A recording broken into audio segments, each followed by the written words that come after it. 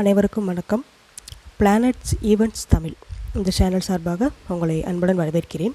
இன்றைக்கி நம்ம என்ன பார்க்க போகிறோம் அப்படின்னா, பணம்பர ஸ்தானங்கள். அதாவது ஜோதிட ரீதியாக பார்த்தீங்க அப்படின்னா, இப்போ கேந்திர ஸ்தானங்கள் இருக்கும், திரிகோண ஸ்தானங்கள் இருக்கும், மறைவு ஸ்தானங்கள் இருக்கும்.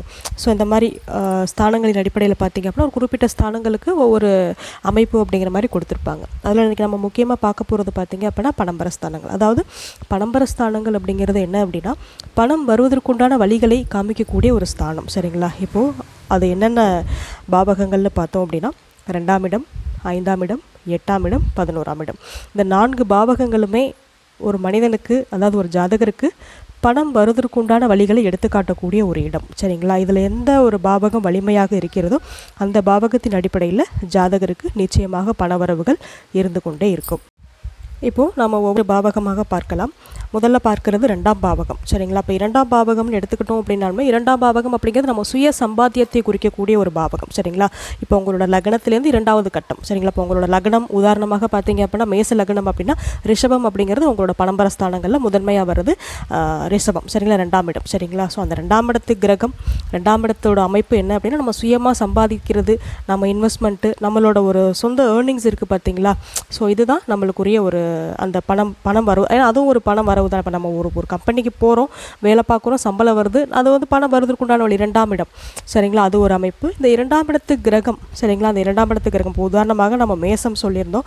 அந்த 2ஆம் இடத்து கிரகம் ரிஷபத்துக்குரிய ஒரு கிரகம் பார்த்தீங்க அப்படின்னா சுக்கிரன். அவர் வந்து எந்த பாவகத்தில் அமர்ந்திருக்கிறாரோ அந்த பாவக ரீதியிலான ஒரு விஷயங்கள் அப்படிங்கிறது நம்மளுக்கு பண வரவை சுட்டி காட்டக்கூடிய ஒரு இடம். சரிங்களா? அப்போது உதாரணமாக 2ஆம் பாவக கிரகம் சுக்கிரன் 10ஆம் இடம், 11ஆம் இடம் இங்கெல்லாம் அமர்றது அப்படிங்கிறது யோகம் தான். சரிங்களா? இப்போ 2ஆம் இடத்து கிரகம் 10ஆம் இடத்துல அமர்ந்தார் அப்படின்னா தொழில் மூலியமாக யோகம் வரும். நீங்கள் சுயமாக சம்பாதிக்கிறதை ஒரு பக்கம் இருந்தாலுமே கூட ஒரு சைடில் ஏதோ ஒரு பிஸ்னஸ், கமிஷன் பேஸ்டு பிஸ்னஸோ இல்லை ஏதோ ஒரு ரீட்டைல் பிஸ்னஸோ பண்ணிட்டுருக்கீங்க அப்படின்னா அதன் மூலியமாக வருமானம் வரும்.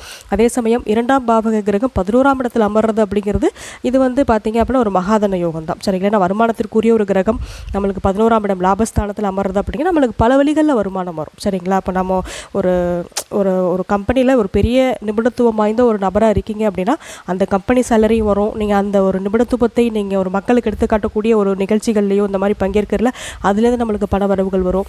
ஏதோ ஒரு சோர்ஸஸ் அப்படிங்கிறது நம்மளுக்கு மல்டிப்புளாக கிரியேட் ஆகிக்கிட்டே இருக்கும் இந்த 2-11 கனெக்ட் ஆகிறச்ச. சரிங்களா? ஸோ இதுதான். இதுக்கப்புறம் பார்த்தீங்க அப்படின்னா 5ஆவது பாவகம். 5ஆம் பாவகம் நம்மளோட பூர்வ புண்ணியம், நம்மளோட ஒரு பூர்வீக சொத்து இதெல்லாம் குடிக்கக்கூடிய ஒரு பாவகம். சரிங்களா? அதே சமயம் சில சமயங்கள் அதிர்ஷ்டத்துக்கும் பேர் போனது 5ஆம் பாவகம். சரிங்களா? ஸோ நம்மளோட ஒரு பூர்வீக சொத்து, அதாவது நம்மளோட தாத்தா பாட்டிகள், நம்மளோட அம்மா அப்பா இவங்கெல்லாம் இப்போ பரம்பரை சொத்து இருக்கும் இல்லைங்களா? ஸோ அதெல்லாம் நம்மளுக்கு கிடைக்கக்கூடிய அளவுக்கு அந்த 5ஆம் பாவகம் வலிமையாக இருந்தாலே, ஏன்னா அதுவும் நம்மளுக்கு ஒரு பொருளாதார செல்வம் தானே. ஸோ அதன் அடிப்படையில் பார்த்திங்க அப்படின்னா 5ஆம் பாவகமும் நம்மளுக்கு வந்து பணவரவை குறிக்கக்கூடிய ஒரு பாவகம். இந்த 2ஆம் அதிபதி முக்கியமாக பார்த்திங்க அப்படின்னா 5ஆம் இடம் 11ஆம் இடங்கள் அமர்வது சிறப்பு. 8ஆம் இடத்தை காட்டிலும் 5ஆவது பாவகம் 11ஆம் இடங்கள் அமர்வது சிறப்பு. அதே போல் 11ஆம் இடத்து கிரகம் 5ஆம் இடத்து கிரகம் 2ஆம் இடத்தில் அமர்வது சிறப்பு. 8ஆம் இடத்தில் அமரக்கூடாது. அமரலாம், பட் அது ஒன்றும் பெரிய இம்பேக்ட் கொடுக்காது. பட் இருந்தாலும் 8ஆம் இடம் அப்படிங்கிறது திடீர் அதிர்ஷ்டத்தை தான் கொடுக்கும். நம்மளுக்கு நிலையான ஒரு வருமானத்தை கொடுக்காரு. திடீர் அதிர்ஷ்டம், லாட்டரி, இந்த ரேஸு, ஷேர் மார்க்கெட்டு இந்த மாதிரி விஷயங்களை குறிக்கிறது. சரிங்களா? ஸோ அதனால் இந்த 8ஆம் இடத்தை தாண்டி அந்த 2ஆவது பாவக கிரகமும் 5ஆவது பாவக கிரகமும் 11ஆவது பாவக கிரகமும் 3ம் ஒன்றுக்கு ஒன்று பார்த்திங்க அப்படின்னா பரிவர்த்தனையில் இருக்கலாம். சரிங்களா? அந்த மாதிரி அமைப்பு அப்படிங்கிறது மகாதன யோகத்தை ஏற்படுத்தும். இதுக்கப்புறம் 8ஆம் இடம் பார்த்தோம் அப்படின்னா 8ஆம் இடம் அப்படிங்கிறது நம்மளுக்கு நம்ம சொன்ன மாதிரி தான் திடீர் அதிர்ஷ்டம் தான். அன்எக்ஸ்பெக்டடாக இப்போ நம்ம ஏதோ ஒரு போய்கிட்டு இருக்கோம், ஏதோ ஒரு நிகழ்ச்சியோ என்னமோ நடக்குது, நம்ம கலந்துக்கிட்டு பரிசு வாங்குகிறோம், அது நம்மளுக்கு திடீர் வரவு தான். லாட்டரி வாங்குகிறோம், அதில் நம்மளுக்கு மணி விழுவுது, அது நம்மளுக்கு திடீர் வரவு தான். அன்எக்ஸ்பெக்டடாக கிடைக்கக்கூடிய மணிகள், அன்எக்ஸ்பெக்டடாக கிடைக்கக்கூடிய நம்மளுக்கு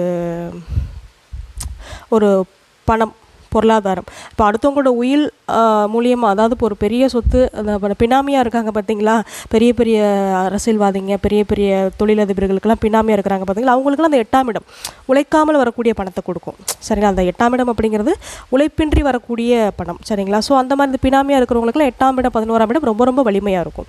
ஸோ அதை குறிக்கிறது 8ஆம் பாவகம்.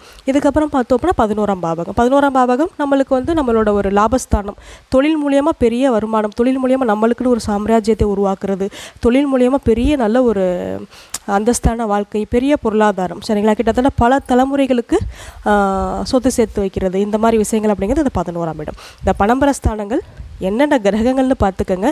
நடைமுறையில் அந்த கிரக தசாபுத்திகள் உங்களுக்கு ஆக்டிவில் இருக்கான்னு பார்த்துக்கோங்க. இப்போது உதாரணமாக நம்ம மேச லக்னம் பார்த்துருந்தோம். மேச லக்னத்துக்கு 2ஆம் பாவக கிரகம் பார்த்தீங்க அப்படின்னா சுக்கிரன். அவர் வந்து 11ஆம் இடத்தில் அமர்றார். அதாவது பார்த்தீங்க அப்படின்னா கும்பத்தில் அமர்ந்திருக்கார் அப்படின்னா தொழில் மூலியமாக நம்மளுக்கு நல்ல ஒரு பொருளாதார முன்னேற்றம். அதே சமயம் அந்த 2ஆம் பாவகத்தையும் 2ஆம் பாவக கிரகம் அமர்ந்த நட்சத்திரத்தையும் நம்ம ஆக்டிவேட் பண்ணணும். சரிங்களா?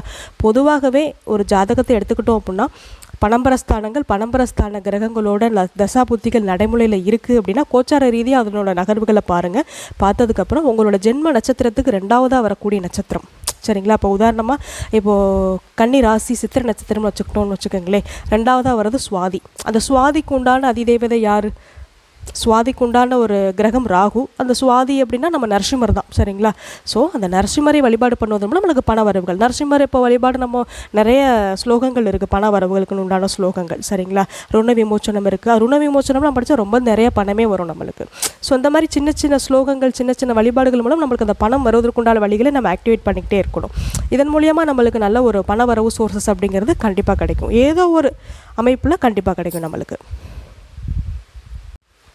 அதே மாதிரி இந்த 2ஆம் பாவகம் 5ஆம் பாவகம் 8ஆம் பாவகம் 11ஆம் பாவகம் கிரகங்கள் நல்ல ஒரு லக்னத்திற்கு மறையாமல் லக்னத்திற்கு கேந்திர திரிகோணங்கள் அமர்ந்து, இல்லை அப்படின்னா 2ஆம் இடத்து கிரகமும் 5ஆம் இடத்து கிரகமும் 11ஆம் இடத்தில் அமர்ந்து இந்த மாதிரி அமர்வுகள் இருக்குது அப்படின்னா முக்கியமாக அந்த அமர்வுகள் லக்னத்திலேருந்து மறையாமல் இருக்கணும். அதே சமயம் பார்த்தீங்க அப்படின்னா சந்திரனுக்கு கேந்திரம் பெற்றிருக்கணும். சந்திரன் அதாவது உங்கள் சந்திரன் நிற்கக்கூடிய ராசிக்கு 4ஆம் இடம் 7ஆம் இடம் 10ஆம் இடம் இந்த மாதிரி இடங்களில் அமர்வது அப்படிங்கிறது யோகம்தான். சரிங்களா? அதாவது நம்மளோட லக்னத்திற்கு மறையாமல் பணம்பரஸ்தானங்கள் அதிபதியாக வரக்கூடிய கிரகங்கள் நல்ல ஒரு இருப்பிடத்தில் அமர்ந்து, அதாவது இப்போ 2ஆம் இடத்து கிரகம் 11ஆம் இடத்தில் அமரலாம், 5ஆம் இடத்து கிரகம் 11ஆம் இடத்தில் அமரலாம், 8ஆம் இடத்து கிரகம் 11ஆம் இடத்தில் அமரலாம். சரிங்களா? இந்த மாதிரி கிரகங்கள் அமர்ந்து அந்த அமர்வு ஸ்தானம் என்பது சந்திரன்லேருந்து வரக்கூடிய 1 4 7 10, அதாவது 4 7 10 இந்த 4 பாவக கிரகங்களும் நடைமுறையில் நம்மளுக்கு தசாபுத்தியாக வந்து கோச்சார ரீதியாக அஷ்டம சனி 7 சனி இல்லாமல் இருக்கக்கூடிய காலங்களில் இந்த அதிபதிகளோட அதிதேவதையை நீங்கள் வணங்குறது அப்படிங்கிறது உங்களுக்கு நல்ல ஒரு யோக பலனை கொடுக்கும். பணவரவுகள் நம்மளுக்கு மல்டிபிள் ஆகும். பணவரவுகளுக்கு உண்டான சோர்சஸ் அப்படிங்கிறது நம்மளுக்கு அதிகரிக்கும். சரிங்களா? ஸோ இதுதான் பணம்பரஸ்தானங்கள் அப்படிங்கிறது. முக்கியமாக பாப கிரகங்கள் அப்படின்னா அந்த கிரகத்தோட அதிதேவதையை வணங்குறதும், சுப கிரகங்கள் அப்படின்னா அந்த கிரகத்தையே நம்ம வணங்குறதும் அப்படிங்கிறது யோகம் செய்யக்கூடிய அமைப்பு தான். சரிங்களா? அதனோட பலன்கள் அப்படிங்கிறது நம்மளுக்கு சீக்கிரமே கிடைச்சிரும். நீங்கள் உங்களோட ஜாதகத்தில் என்ன தசாபுத்தி முக்கியமாக பணம்பரஸ்தானங்களோட தசாபுத்திகள் ஆக்டிவேட்டில் இருந்தது அப்படின்னா நீங்கள் ரொம்ப தாராளமாக அதற்குண்டான அதிதேவதைகளை வணங்குங்க. பணவரவுகள் அப்படிங்கிறது நம்மளுக்கு மல்டிபிள் ஆகும். இந்த வீடியோ உங்களுக்கு பிடிச்சிருந்தது அப்படின்னா லைக் பண்ணுங்கள், ஷேர் பண்ணுங்கள், சேனலுக்கு சப்ஸ்கிரைப் பண்ணி இன்னும் சப்போர்ட் பண்ணுங்கள். நன்றி, வணக்கம்.